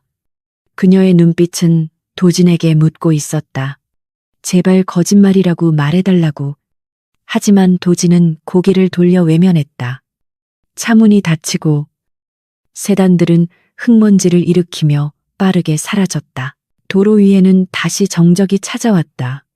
찢어진 타이어 조각과 깨진 유리 파편만이 격렬했던 상황을 증명하고 있었다. 도진은 그제야 참고 있던 숨을 토해냈다. 핸들을 내리치는 그의 손에서 피가 배어 나왔다. 젠장 그의 고함 소리가 텅 빈 도로에 울려 퍼졌다. 그는 자신의 무력함과 비겁함에 치을 떨었다. 사랑하는 여자를 지키기 위해 그녀에게 상처를 주고 팔아넘긴 꼴이 되었다. 하지만 후회하고 있을 시간은 없었다. 그녀는 지금 늑대 소굴로 끌려가고 있었고 그곳에서 그녀를 구해낼 수 있는 힘은 트럭 운전사 강 기사에게는 없었다. 오직 폴라리스 그룹의 회장 강도진만이 할 수 있는 일이었다. 도진은 트럭 구석에 숨겨두었던 진짜 스마트폰을 꺼냈다. 전원을 켜자마자 부재중 전화와 메시지가 쏟아져 들어왔다. 그는 가장 위에 있는 번호 비서실장에게 전화를 걸었다. 신호가 가기도 전에 상대방이 전화를 받았다. 회장님 도대체 어디 계십니까? 연락이 안 되셔서 난리가 났습니다. 다급한 비서실장의 목소리가 들려왔다. 도진의 목소리는 방금 전과는 전혀 다른 얼음장처럼 차갑고 위험 있는 톤으로 바뀌어 있었다. 지금 즉시 헬기 띄워. 위치는 GPS로 전송한다. 그리고 법무팀 전원 소집하고 대한건설 관련 모든 채권과 거래 내역 확보해. 당장 전쟁 준비 시작한다. 회장님 갑작스러운 지시에 비서실장은 당황했다. 무슨 일 있으십니까? 도진은 찢어진 트럭 기사 유니폼을 벗어던지며 말했다. 내 여자가 납치됐다. 내가 직접 찾으러 간다. 그리고 오늘 예정된 약혼식 그대로 진행한다고 전해. 주인공이 바뀌었으니까 아주 성대한 쇼가 될 거야. 도진은 전화를 끊고 트럭에서 내렸다. 산바람이 그의 헝클어진 머리카락을 스치고 지나갔다. 그의 눈빛은 더 이상 낭만적인 방랑자의 것이 아니었다. 모든 것을 집어삼킬 듯한 포식자의 눈빛이었다. 그는 버려진 수표를 주워 갈기갈기 찢어 허공에 날렸다. 서아를 데려간 대가는 혹독할 것이다. 대한건설이 감당할 수 없을 만큼 헬기 소리가 멀리서 들려오기 시작했다. 도진은 하늘을 올려다보았다. 이제 강 기사는 죽었다. 서아가 그토록 혐오했던, 그러나 이제는 그녀를 구할 유일한 구원자인 냉혹한 CEO 강도진이 돌아올 시간이었다. 그는 맹세했다. 그녀가 흘린 눈물 한 방울마다 1000배, 10,000배로 갚아주겠노라고. 그리고 다시 만났을 때 무릎 꿇고 빌더라도 그녀의 마음을 되돌려 놓겠노라고. 헬기가 일으키는 거센 바람 속에서 그는 넥타이를 매는 시렛을 하며 온매무새를 다듬었다. 그의 전쟁은 이제 막 시작되었다. 한편 서울로 돌아가는 차 안에서 서아는 멍하니 창밖을 바라보고 있었다. 경호원들의 감시 속에 그녀는 시체처럼 앉아 있었다. 머릿속에는 오직 한 사람, 강 기사의 마지막 말만이 맴돌았다. 소꿉장난이 지겨워졌다. 돈이나 받을 줄 알았다. 그 잔인한 말들이 심장에 박혀 빠지지 않았다. 차라리 그가 돈 때문에 자신을 팔아넘긴 것이라면 덜 아팠을까. 아니, 그가 보여줬던 따뜻함이 모두 연기였다는 사실이 그녀를 견딜 수 없게 만들었다. 그녀는 입술을 깨물었다. 다시는 속지 않으리라. 사랑 따위는 없었다. 이제 남은 것은 지옥 같은 현실뿐이었다. 아버지는 그녀를 억지로 식장에 밀어 넣을 것이고, 그녀는 인형처럼 앉아 있어야 할 것이다. 하지만 그녀의 눈동자 깊은 곳에서는 작은 불씨가 살아나고 있었다. 더 이상 당하고만 있지는 않겠다는 도끼였다. 차가 서울 톨게이트를 통과할 무렵 라디오 뉴스에서 속보가 흘러나왔다. 폴라리스 그룹 강도진 회장. 오늘 공식 석상의 모습 드러낼 예정. 재계의 이목이 집중되고 있습니다. 서아는 그 이름을 듣자마자 치를 떨었다. 강도진. 모든 불행의 시작인 그 이름. 그녀는 그를 만나면 얼굴에 물이라도 끼얹어 주겠다고 다짐했다. 그가 누구든 얼마나 대단한 사람이든 상관없었다. 어차피 망가진 인생. 그 오만한 남자의 자존심에 스크래치라도 내고 말겠다는 오기가 생겼다. 그녀는 주먹을 꽉 쥐었다. 하지만 그녀는 꿈에도 몰랐다. 자신이 그토록 증오하는 남자와 그토록 그리워하는 남자가 동일 인물이라는 사실을, 운명의 수레바퀴는 잔인하게도 두 사람을 가장 극적인 순간에 다시 만나게 할 준비를 하고 있었다. 헬기가 착륙하고 도진이 내리자 대기하고 있던 수행원들이 일제히 고개를 숙였다. 회장님, 오셨습니까? 비서실장이 깔끔한 수트와 구두를 들고 대기하고 있었다. 도진은 말없이 수트를 받아들었다. 트럭에 기름 냄새를 지우고 최고급 향수를 뿌렸다. 거울 속에 비친 남자는 더 이상 시골 국도를 달리던 자유로운 영혼이 아니었다. 대한민국 경제를 움직이는 거대 그룹의 총수였다. 그는 소매의 커프스 단추를 채우며 비서실장에게 물었다. 식장 준비는? 비서실장이 긴장된 목소리로 대답했다. 완벽하게 준비되었습니다. 대한건설 회장님도 도착하셨고 신부님도 곧 도착한다고 합니다. 도진은 차가운 미소를 지었다. 그래, 아주 재미있겠군. 출발하지. 도진이 탑승한 리무진은 경광등을 번쩍이는 호위 차량들의 보호를 받으며 도심을 향해 질주했다. 그의 손에는 태블릿 PC가 들려 있었고 화면에는 대한건설의 비리장부와 불법 하청 계약서들이 떠 있었다.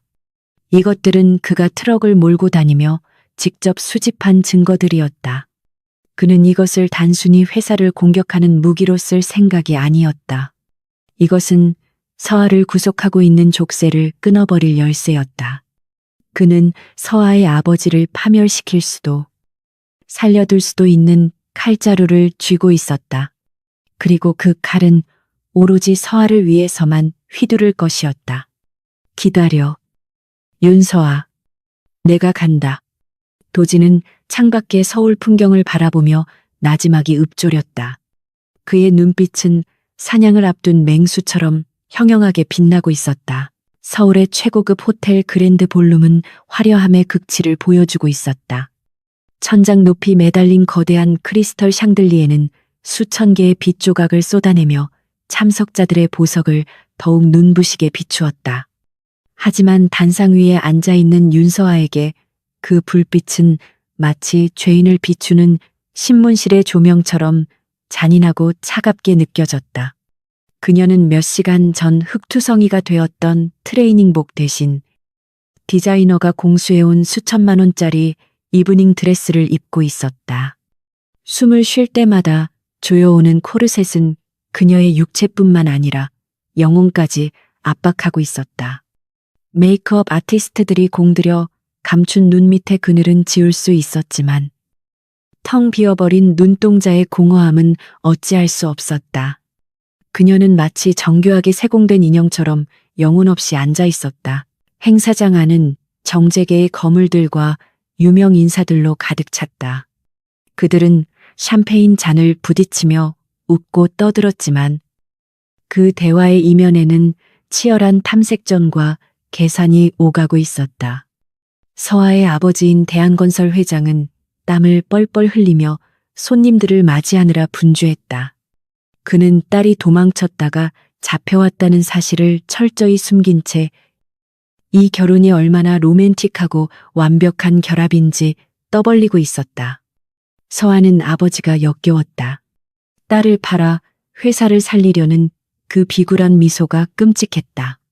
하지만 그녀는 더 이상 도망칠 힘이 남아있지 않았다.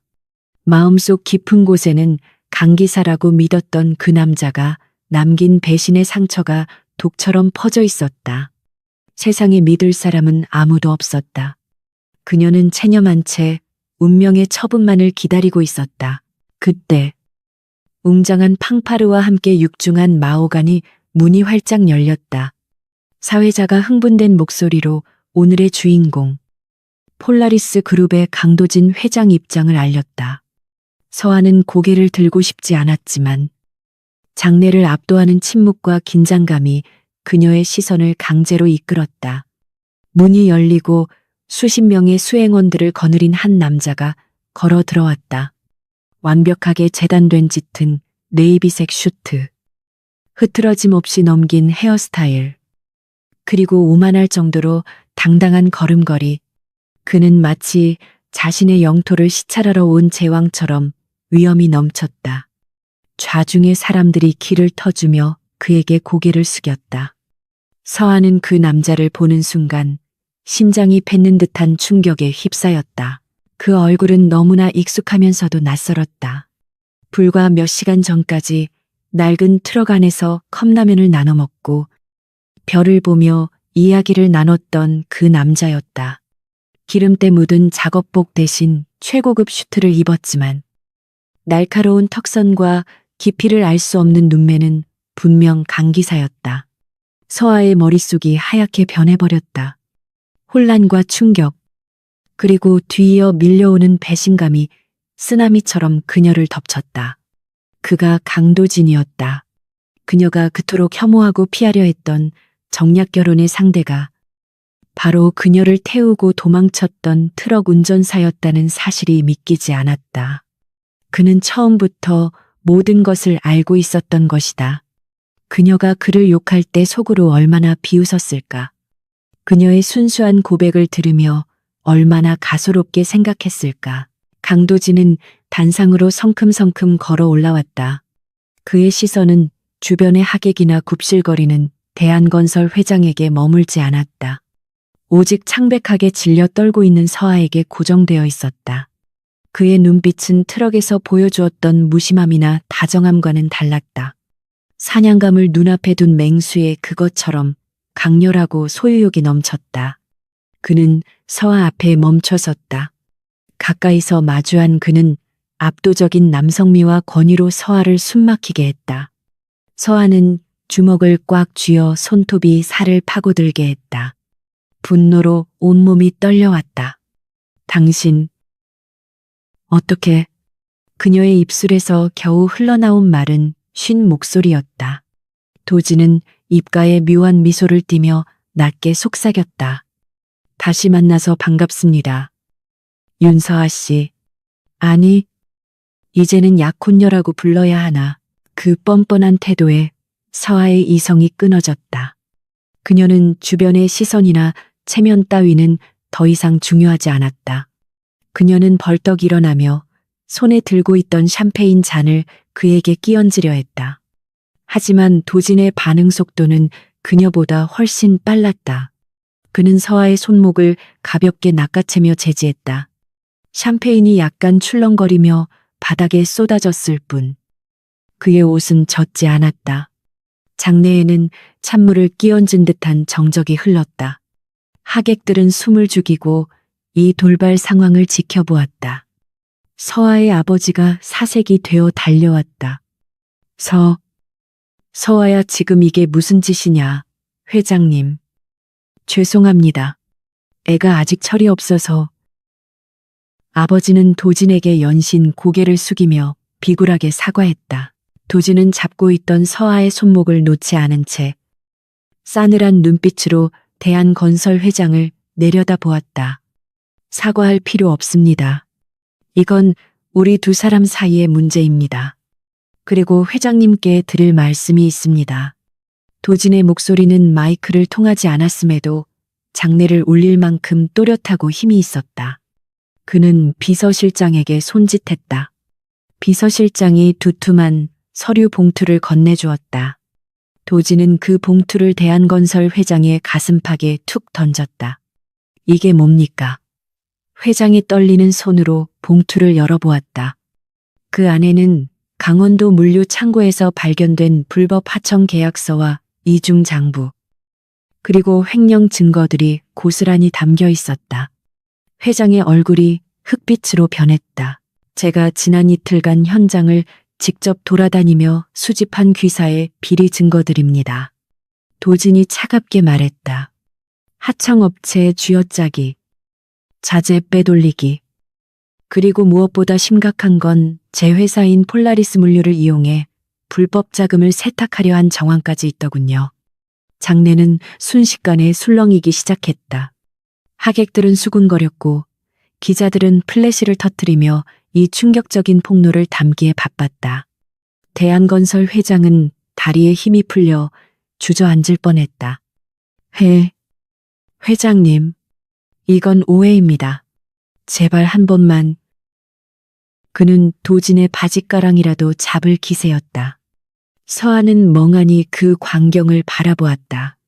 자신의 아버지를 무참히 짓밟는 남자가 어제 자신을 위해 깡패들과 싸워주던 그 남자와 겹쳐 보였다. 도진은 시선을 돌려 다시 서아를 바라보았다. 그의 눈빛이 조금 부드러워졌다. 전 사업 파트너로서의 신뢰가 깨진 기업과는 거래하지 않습니다. 따라서 대한건설과의 이번 인수 합병 및 투자 계획은 전면 백지화합니다. 그의 선언은 사형 선고와도 같았다. 대한건설 회장은 절망에 빠져 바닥에 주저앉았다. 하지만 도진의 말은 거기서 끝이 아니었다. 그리고 이 결혼 또한 비즈니스의 일환으로 진행된 것이기에 효력이 없습니다. 저는 회사의 이익을 위해 볼모로 잡힌 여성과 결혼할 생각이 없습니다. 특히 그 여성이 원하지 않는 결혼이라면 더더욱. 그의 말에 서아의 눈이 커졌다. 그는 지금 이 결혼을 깨고 있었다. 그것도 그녀를 위해서. 도진은 한 걸음 더 서아에게 다가갔다. 그는 주머니에서 무언가를 꺼냈다. 그것은 어제 서아가 트럭 안에서 그에게 주려고 했던 다이아몬드 약혼 반지였다. 그는 서아의 손을 잡고 그 반지를 그녀의 손바닥 위에 올려놓았다. 이건 당신 아버지나 회사가 준 게 아닙니다. 제가 직접 고른 겁니다. 당신에게 어울릴 것 같아서. 그리고 어제 당신이 나에게 주려고 했을 때 작물이라서 안 받은 게 아니야. 내 마음을 돈으로 계산하는 것 같아서 기분이 나빴을 뿐이지. 도진의 목소리는 오직 서아에게만 들릴 정도로 낮고 은밀했다. 서아는 손바닥에 느껴지는 차가운 금속의 감촉에 몸을 떨었다. 혼란스러웠다. 이 남자는 도대체 어디까지가 진심이고 어디까지가 연기인 것일까? 당신은 나를 속였어요. 서아가 떨리는 목소리로 말했다. 트럭 운전사라고 거짓말했고, 나를 쫓아냈고, 비참하게 만들었어요. 그런데 이제 와서 무슨 짓이에요? 나를 구해주기라도 한 것처럼 생색내지 마요. 그녀의 눈에서 참았던 눈물이 터져나왔다. 도지는 그녀의 눈물을 닦아주려 손을 뻗었지만 서아는 고개를 돌려 피했다. 도지는 씁쓸한 표정을 지으며 손을 거두었다. 알아. 내가 당신에게 씻을 수 없는 상처를 줬다는 거. 하지만 그때는 그 방법밖에 없었어. 당신을 내 옆에 계속 두었다간 더 위험해질 테니까. 그리고 솔직히 말해서 당신이 내가 누군지 모르는 상태에서 날 어떻게 생각하는지 알고 싶었어. 욕심이었지. 도지는 서아를 똑바로 응시하며 말했다. 대한건설은 무너질 겁니다. 당신 아버지는 죗값을 치르게 되겠죠. 당신은 이제 재벌가 아가씨가 아니라 빚더미에 앉은 집안의 딸이 될 수도 있어. 빈털터리가 되는 거지. 어제 트럭에서 말했던 것처럼 그는 잠시 말을 멈추고 숨을 골랐다. 그래도 괜찮겠어. 서아는 눈물 젖은 눈으로 그를 노려보았다. 내가 돈 때문에 당신 옆에 있었던 것 같아요. 나는 컵라면 하나만 있어도 행복했어요. 당신이 강 기사였을 때가 100배는 더 멋있었다고요. 지금의 당신은 재수 없어요. 그녀의 독설에 도지는 처음으로 소리내어 웃었다. 그 웃음은 회장의 가식적인 미소가 아니라 트럭 안에서 보여주었던 호탕한 웃음이었다. 좋아. 그럼 다시 시작하지. 도지는 서아에게 손을 내밀었다. 이번엔 회장 강도진이 아니라 그냥 강도진으로서 당신이 말한 그 멋있는 놈이 되도록 노력해 볼 테니까. 이 지옥 같은 곳에서 나랑 같이 나갈래? 아니면 여기 남아서 무너지는 성을 지킬래? 선택은 당신 몫이야. 서아는 그의 내밀어진 손을 바라보았다. 크고 단단한 손. 굳은 살이 박혀있던 그 손. 밉고 원망스러웠지만 동시에 그립고 의지하고 싶은 손이었다. 주위의 시선. 아버지의 절규. 쏟아지는 플래시 세례는 더 이상 그녀의 눈에 들어오지 않았다. 그녀에게 중요한 것은 단 하나. 눈앞에 이 남자가 내민 손을 잡을 것인가, 말 것인가였다. 서아는 천천히, 하지만 단호하게 자신의 손을 들어 도진의 손 위에 얹었다.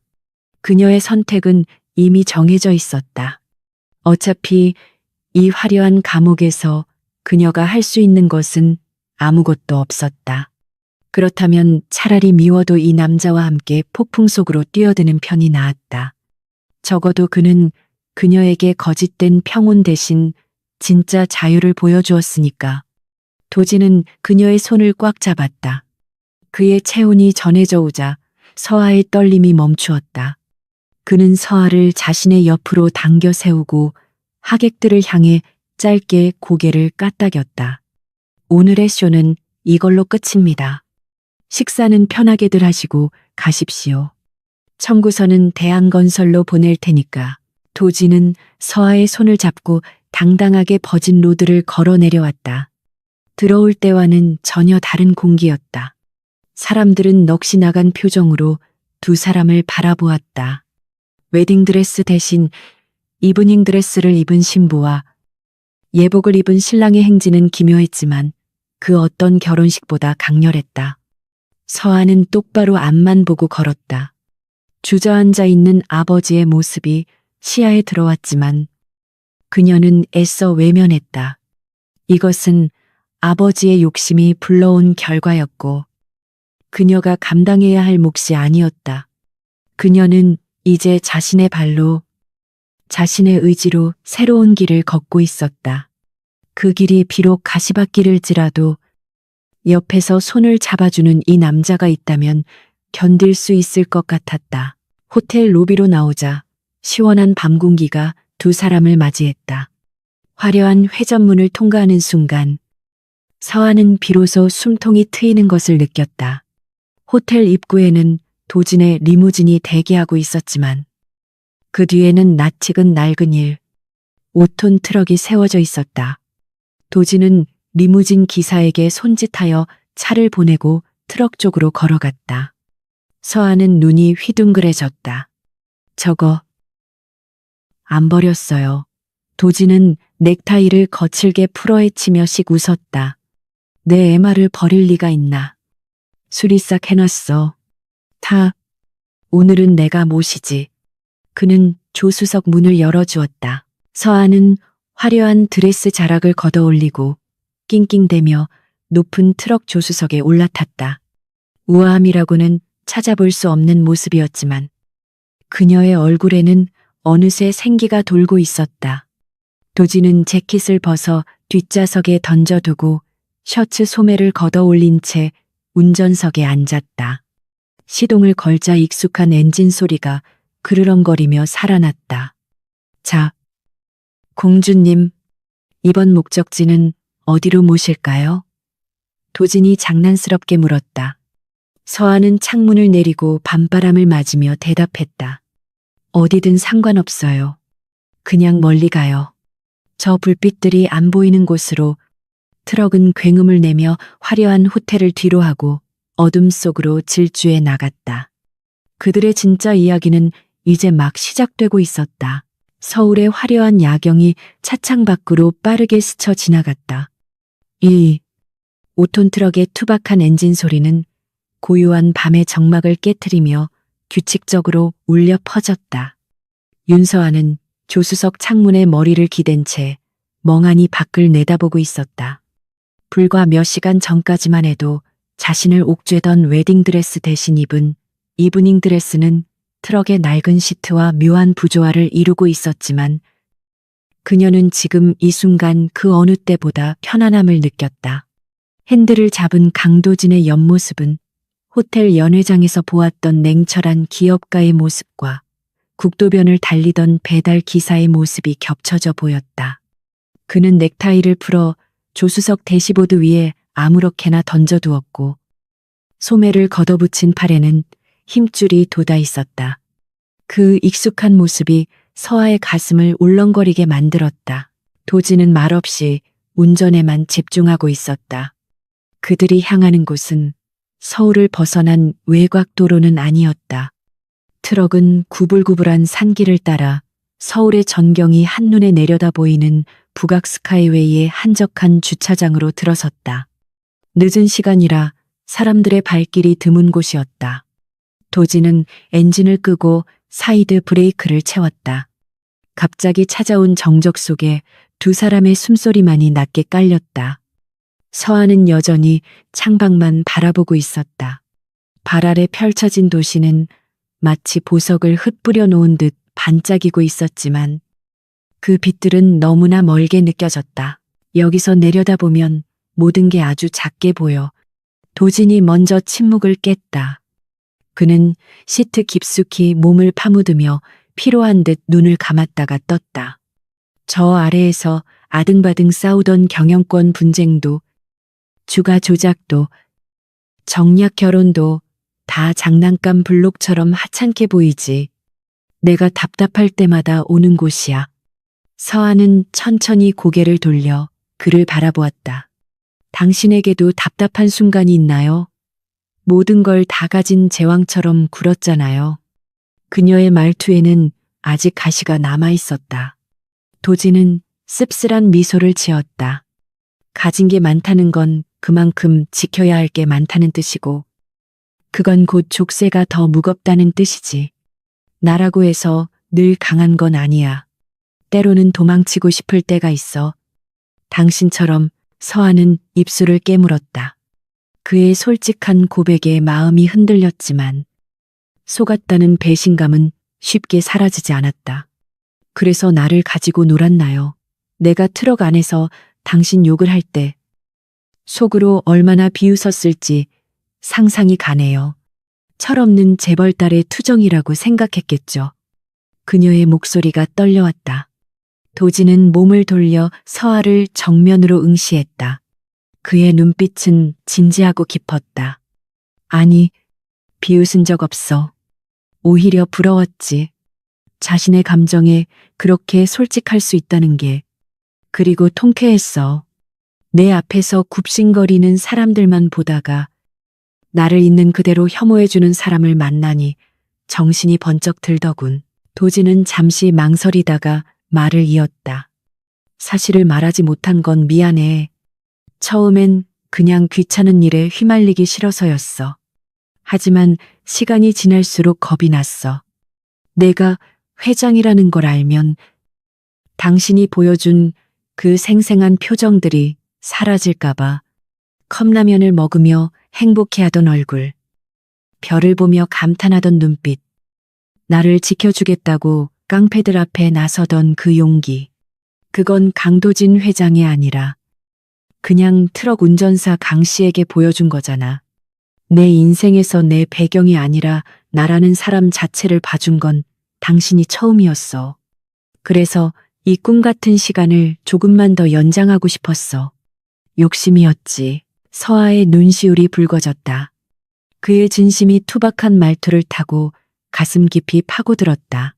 그녀 역시 그를 강기사로서 좋아했다. 그가 가진 재력이나 권력 때문이 아니라 비 오는 날 자신을 태워주고 위험에서 구해주었던 그 든든함과 따뜻함 때문에 마음을 열었던 것이다. 하지만 현실은 냉혹했다. 이제 와서 모든 게 장난이었다고 치부하기엔 두 사람 사이에 너무 많은 일들이 있었다. 서아는 고개를 숙이며 중얼거렸다. 아버지는 이제 끝장나겠죠. 우리 집안은 무너질 거고요. 나는 이제 아무것도 가진 게 없어요. 당신 옆에 설 자격 같은 건 더더욱 없고요. 도진이 손을 뻗어 서아의 손을 잡았다. 그의 손은 따뜻하고 거칠었다. 자격 같은 건 필요 없어. 그리고 당신이 빈털터리가 된다면 더 잘된 일이지. 내가 당신 배경 보고 결혼하려 했던 게 아니라는 걸 증명할 수 있으니까. 도진은 주머니에서 꼬깃꼬깃해진 종이 한 장을 꺼냈다. 그것은 트럭 조수석 사물함에 구겨져 있던 그들이 함께 먹었던 컵라면의 영수증이었다. 그는 그것을 서아에게 보여주며 말했다. 이게 내가 당신에게 청구할 수 있는 유일한 빚이야. 컵라면 값 1,500원. 이걸 핑계로 당신을 계속 만날 생각이야. 서아는 영수증을 보고 터져나오는 웃음을 참지 못했다.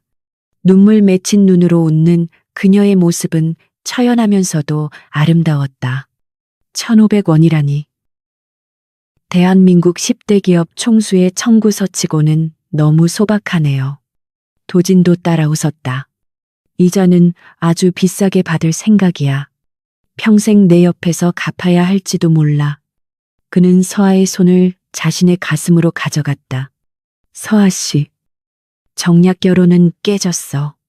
그건 거래였으니까. 하지만 나는 당신과 새로운 계약을 하고 싶어. 갑을 관계도 아니고 인수합병도 아닌 그냥 남자와 여자로서의 계약. 내가 당신의 운전기사가 되어줄게. 당신이 어디로 가든 어떤 길을 선택하든 내가 옆에서 핸들을 잡고 같이 가주겠어. 서아는 도진의 눈을 바라보았다. 그 눈동자 속에는 거짓없는 진심이 담겨 있었다. 그녀는 비로소 깨달았다. 자신이 도망치려 했던 것은 결혼 자체가 아니라 자신의 의지가 배제된 삶이었다는 것을. 그리고 지금 이 남자는 그녀에게 선택권을 주고 있었다. 그녀는 천천히 고개를 끄덕였다. 좋아요. 하지만 조건이 있어요. 운전은 교대로 해요. 제 인생의 핸들은 제가 잡고 싶으니까요. 도진의 입가에 환한 미소가 번졌다. 공정한 거래군. 받아들이지. 두 사람은 좁은 트럭 안에서 서로를 마주 보았다. 더 이상 화려한 조명도 웅장한 음악도 없었지만 그 순간은 그 어떤 영화의 한 장면보다 로맨틱했다. 도진은 조심스럽게 서아에게 다가가 입을 맞췄다. 차가운 밤 공기와 섞인 서로의 숨결이 뜨겁게 달아올랐다. 그것은 서로의 상처를 보듬고 새로운 시작을 약속하는 맹세의 키스였다. 서울의 야경이 그들을 축복하듯 반짝이고 있었고 트럭의 낡은 시트는 그 어떤 고급 소파보다 안락했다. 1년 후 서울 외곽의 한 물류센터. 이른 아침부터 트럭들이 분주하게 오가고 있었다. 작업복을 입고 안전모를 쓴 서아는 지게차 기사들에게 능숙하게 지시를 내리고 있었다. 그녀의 얼굴은 햇볕에 그을려 건강한 구릿빛을 띠고 있었고 눈빛은 생기로 반짝였다. 대한건설의 부도 이후 서아는 남은 자산으로 작은 물류 대행 스타트업을 시작했다. 처음에는 모두가 미친 짓이라고 말렸다. 곱게 자란 아가씨가 거친 현장에서 얼마나 버티겠냐는 비아냥도 들었다. 하지만 그녀는 보란듯이 해냈다. 그녀는 더 이상 누군가의 딸, 누군가의 아내가 아닌 온전한 대표 윤서아로 서 있었다. 대표님, 여기 배송 물량이 좀 밀렸는데요. 직원의 다급한 목소리에 서아가 차트를 확인하며 고개를 들었다. 아, 그거 오늘 오전 중에 처리해야 하는데 차가 부족하네. 제가 직접 다녀올게요. 그녀는 사무실 벽에 걸린 트럭 열쇠를 집어들었다. 그녀가 밖으로 나가자 익숙한 엔진 소리와 함께 낯익은 일. 5톤 트럭 한 대가 창고 마당으로 들어오고 있었다. 트럭의 문이 열리고 작업복 차림의 도진이 내렸다. 그는 여전히 폴라리스 그룹의 회장이었지만 주말이나 틈이 날 때면 이렇게 서아의 회사에 와서 아르바이트를 자처하곤 했다. 어이, 윤 대표. 일손 부족하다며 내가 제일 싼 값에 해준다니까. 도진이 넉살 좋게 웃으며 다가왔다. 서아는 허리에 손을 얹고 짐짓 엄한 표정을 지었다. 강 기사님, 지난번 배송 때 시간 좀 늦은 거 알죠? 이번에 또 늦으면 운송료 깎을 거예요. 도진은 억울하다는 표정을 지으며 항변했다. 아, 그건 길이 막혀서 그런 거지. 그리고 업계 최고 베테랑한테 대우가 너무 박한 거 아닙니까? 두 사람은 서로를 보며 킬킬거렸다. 그들의 대화에는 격식이나 가식 따위는 없었다. 오직 서로에 대한 신뢰와 애정만이 묻어났다. 도진은 서아에게 다가와 자연스럽게 그녀의 안전목끈을 고쳐 매주었다. 오늘 저녁에 시간 비워놔. 맛있는 거 사줄게. 컵라면 말고.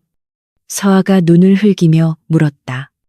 또 호텔 코스 요리 사주려고요. 나 그런 거 질색인 거 알잖아요. 도진은 고개를 저었다. 아니, 당신이 좋아하는 그 기사 식당 제육볶음 그리고 드라이브나 할까 해서. 서아의 표정이 밝아졌다. 좋아요. 콜. 서아는 도진이 몰고 온 트럭의 조수석에 올라탔다. 도진도 운전석에 앉아 시동을 걸었다. 엔진이 경쾌하게 돌아갔다. 두 사람은 이제 더 이상 도망자가 아니었다. 그들은 삶이라는 거친 도로 위를 함께 달리는 파트너였다. 비가 오나 눈이 오나 길이 험하거나 막혀도 상관없었다. 옆자리에 서로가 있다는 사실만으로도 충분히 행복했으니까. 출발합니다. 꽉 잡으세요. 도진이 기어를 넣으며 말했다. 서아는 활짝 웃으며 창밖으로 손을 내밀어 바람을 느꼈다. 출발해요. 오빠. 트럭은 흙먼지를 일으키며 힘차게 앞으로 나아갔다. 백미러에 비친 두 사람의 얼굴은 세상 그 누구보다 자유로워 보였다. 정해진 운명을 거부하고 스스로 핸들을 잡은 그들의 앞길에는 끝이 보이지 않는 뻥 뚫린 고속도로가 펼쳐져 있었다. 그것은 완벽한 해피엔딩이 아니라 매일매일 새롭게 써내려가는 네버엔딩 스토리의 시작이었다.